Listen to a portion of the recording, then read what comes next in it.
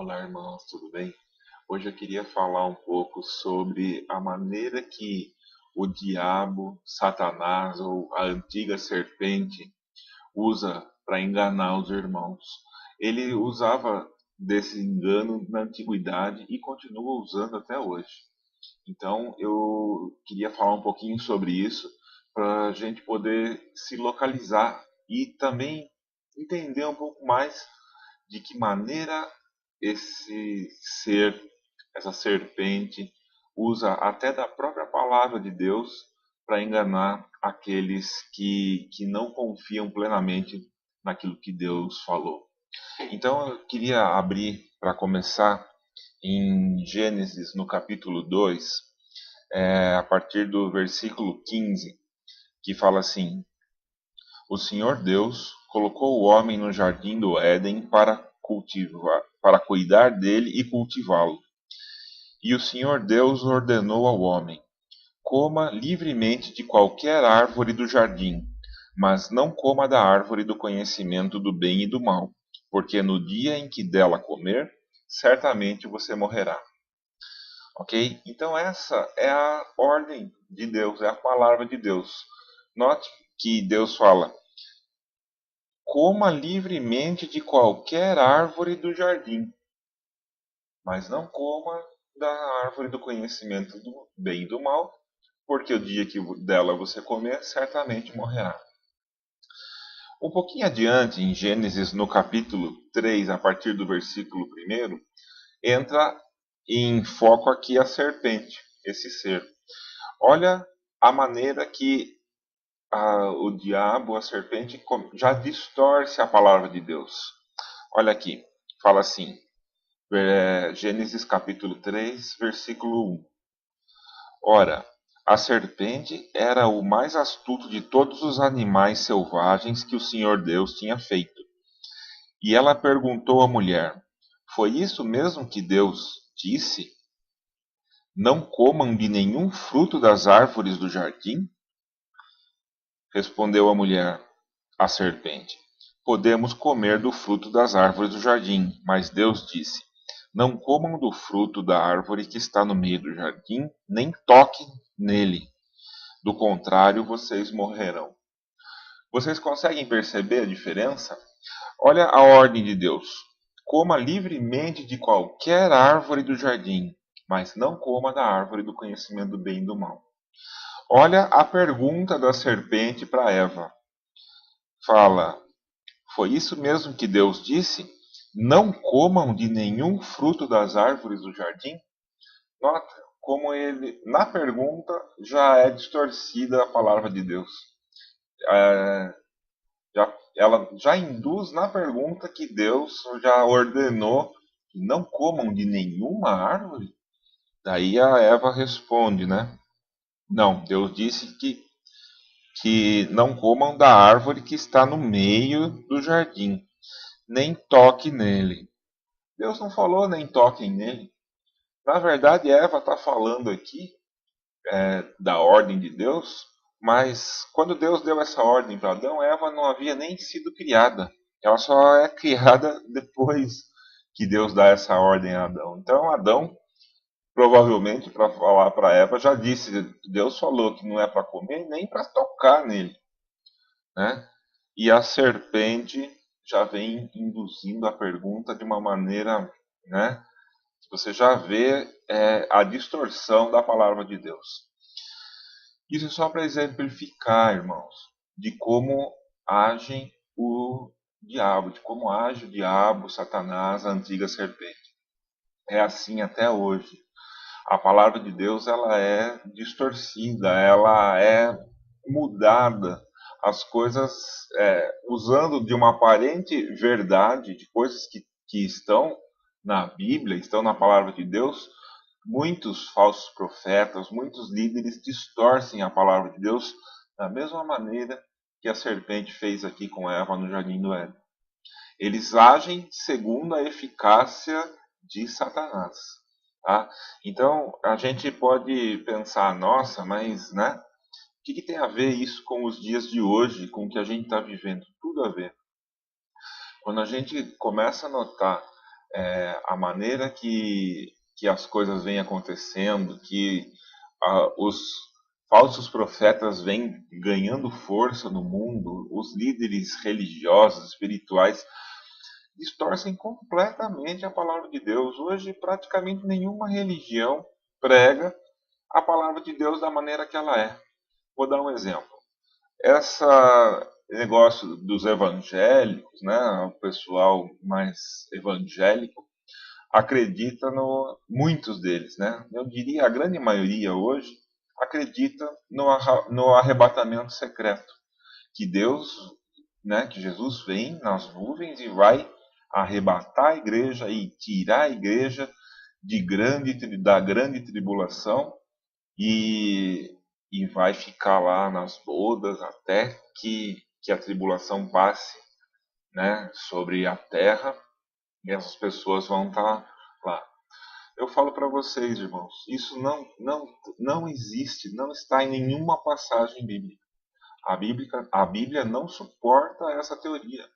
E mesmo assim são pregadas nas igrejas dia após dia, vídeos no YouTube e gente falando de arrebatamento secreto. Tá? É uma coisa que distorce a palavra de Deus e mais, ela desprepara os irmãos para que passem nesse período de tribulação que está para vir sobre a terra. Né? Então a pessoa esperando que ela vai ser tirada e vai ser deslocada da nossa realidade, né, pelo arrebatamento. E aí as coisas vão começar a acontecer, tiram toda a preparação, que é o que a palavra de Deus fala, que é para vigiar, né? Para estar atento aos sinais e às profecias e tudo, em relação a isso. Ela desprepara totalmente as pessoas, porque a pessoa acreditando que ela vai ser retirada dessa tribulação, ela não se prepara. Ela está preparada para que, né, possa acontecer alguma coisa, ela imagina que está vigiando, mas no momento em que a tribulação acontecer, essa gente vai ser pega de surpresa mesmo, porque ela vai estar esperando ser arrebatada, ser tirada da terra nesse contexto. E a palavra de Deus, pelo menos no meu entendimento, e se você ler com bastante critério o que a palavra de Deus está falando, em nenhum momento fala que vai livrar as pessoas da grande tribulação. Fala que vai livrar as pessoas da ira de Deus, o que é muito diferente. O que alguns falsos líderes fazem é transformar a grande tribulação, vincular a grande tribulação à ira de Deus. E aí a pessoa pensando que a grande tribulação é a ira de Deus, bom, se a palavra disse que vai nos livrar da ira de Deus, e a ira de Deus é a grande tribulação, então, obviamente, vai livrar da grande tribulação. Só que não é isso que a palavra de Deus está falando, porque senão não teria sentido tudo que Jesus falou, tudo que Paulo falou. Vamos dar alguns exemplos aqui. Indo direto para Paulo, em 2 Tessalonicenses, no capítulo 2, que fala desse assunto, eu vou ler aqui que fala o seguinte: Irmãos, quanto à vinda do nosso Senhor Jesus Cristo e a nossa reunião com Ele, rogamos a vocês que não se deixem abalar nem alarmar tão facilmente, quer por profecia, quer por palavra, quer por carta supostamente vinda de nós, como se o dia do Senhor já tivesse chegado. Não deixem que ninguém os engane de modo algum. Antes daquele dia virá a apostasia, e então será revelado o homem do pecado, o filho da perdição, que se opõe e se exalta acima de tudo que se chama Deus ou é objeto de adoração, chegando a assentar-se no santuário de Deus, proclamando que ele mesmo é Deus. Então, olha, porque Paulo estaria advertindo e alertando a igreja que não era para se enganar quanto à vinda do nosso Senhor Jesus Cristo e a nossa reunião com Ele, dizendo que isso não vai acontecer sem que antes venha a apostasia e se manifeste o filho do pecado, o homem do pecado, o filho da perdição. Esse homem do pecado, filho da perdição, é o que chamam de anticristo, como João falou, Pedro falou, né? O anticristo. E esse homem do pecado, filho da perdição, é o chifre pequeno de Daniel 7, Daniel 8. Ele também é falado em Daniel 11 como um homem vil, um homem desprezível. Nos profetas falam desse homem do pecado, do homem da iniquidade. Então, Paulo está alertando aqui que não vai acontecer a vinda do Senhor Jesus Cristo e a nossa reunião com Ele antes que se manifeste, que aconteça a apostasia e que se manifeste o homem do pecado, o filho da perdição. Depois em Daniel fala que quando houver o sacrilégio terrível no tempo, que vai acontecer em função desse ser, dessa pessoa, desse filho da perdição, desse homem da iniquidade, lá em Daniel fala que haverá tempo, tempos e metade de um tempo. Então, a igreja, as pessoas, essas pessoas que Paulo estava advertindo aqui na segunda carta aos Tessalonicenses, é a igreja. Ou seja, a igreja vai estar aqui nesse momento, ela não vai ser tirada, ela vai ser tirada da ira. Depois, lá em Daniel 12, fala que, né, o Miguel, né, que Miguel se levantará e vai, aí sim, acontecer o que nunca aconteceu. Ali existe a descrição do arrebatamento, né? Paulo mesmo fala também aqui do arrebatamento, né? Várias vezes fala em 1 Coríntios da transformação dos corpos, ele está, né, dizendo como isso vai acontecer. Mas um pouco antes, aqui na primeira carta aos Tessalonicenses, lá no capítulo 4, final do capítulo 4 para o capítulo 5, ele fala, Paulo está citando essa passagem de Daniel 12. Lá no capítulo 4, no versículo 16, fala assim: Pois dada a ordem, com a voz do arcanjo e o ressoar da trombeta de Deus, o próprio Senhor descerá dos céus, e os mortos em Cristo ressuscitarão primeiro. Depois nós, os que estivermos vivos, seremos arrebatados com eles nas nuvens, para o encontro com o Senhor nos ares, e assim estaremos com o Senhor para sempre. Ok? Então, quando você começa a entender e a ler com critério a palavra de Deus, você vai perceber que a igreja vai estar aqui nessa ocasião. O arrebatamento vai livrar as pessoas da ira de Deus. Quando vai acontecer isso? Lá, o que é descrito em Apocalipse 19, que é, né, quando Jerusalém é cercada pelos exércitos do anticristo, e aí nesse momento o Senhor vem e acaba, né, com ele com o sopro da sua boca. Nessa hora é que os mortos em Cristo ressuscitarão primeiro, depois os que estiverem vivos serão arrebatados com ele nas nuvens, e aí Cristo vem e destrói o anticristo com o sopro da sua boca. É claro isso, irmãos. Aí, só que quando é distorcida a palavra de Deus, como Satanás, como a antiga serpente fez lá no começo, isso começa a tomar outra forma, despreparando os irmãos para isso, para esse evento. Depois, se a gente pega as passagens do próprio Jesus Cristo falando sobre isso, principalmente aqui em Lucas, né? Fala também aqui, não fala do arrebatamento, fala do arrebatamento também, mas não tão claramente. E em Mateus 24 fala mais claramente sobre o arrebatamento. Mas se a gente for tentar identificar aqui nas passagens né, daquilo que Jesus falou sobre o tempo do fim, a gente vai perceber que esse tempo está próximo, é o tempo que a gente está no princípio das dores, vamos dizer assim.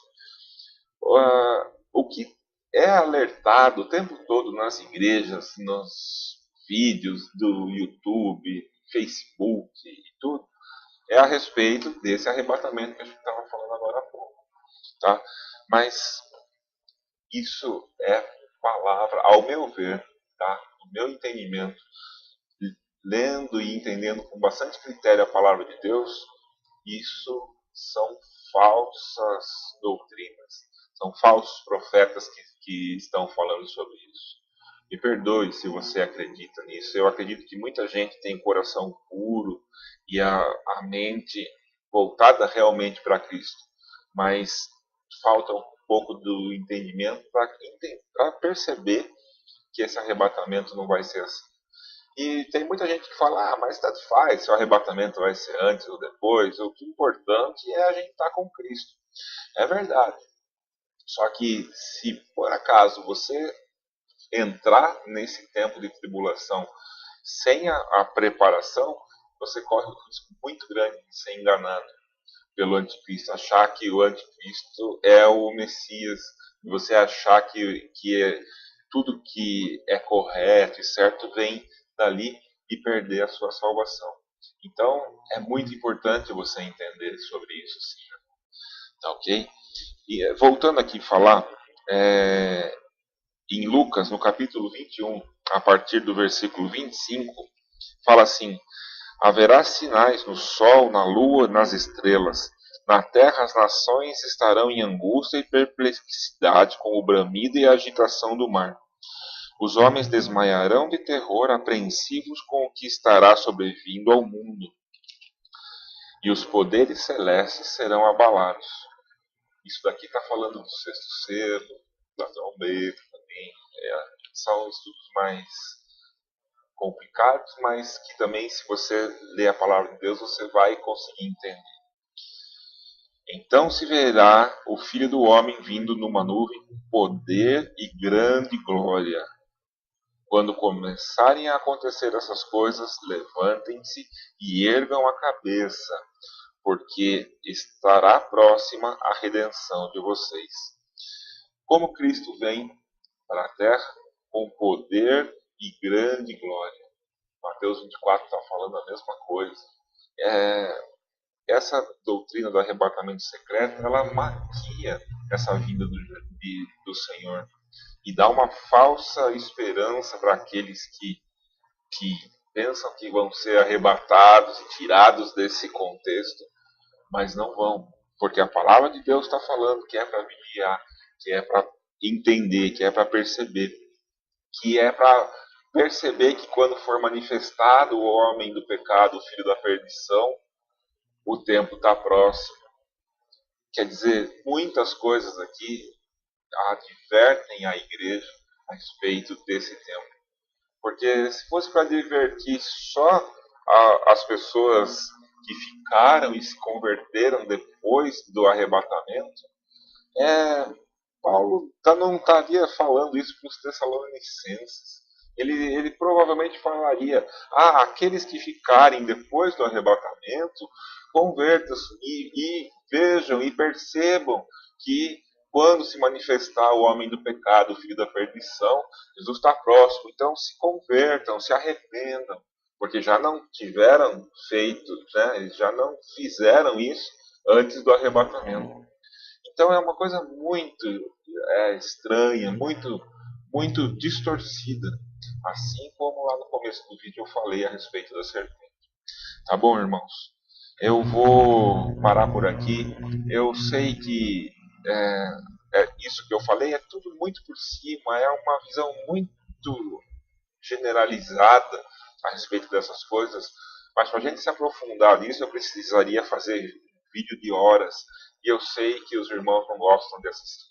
Está dando quase 20 minutos de vídeo, eu sei que isso as pessoas já acham que é muito, então eu vou parar por aqui e vou tentar fazer vídeos mais curtos e cada vez mais aprofundados em um ou outro foco. Tá ok? Um ótimo dia para vocês, uma ótima semana. Até o próximo vídeo. Fiquem com Deus.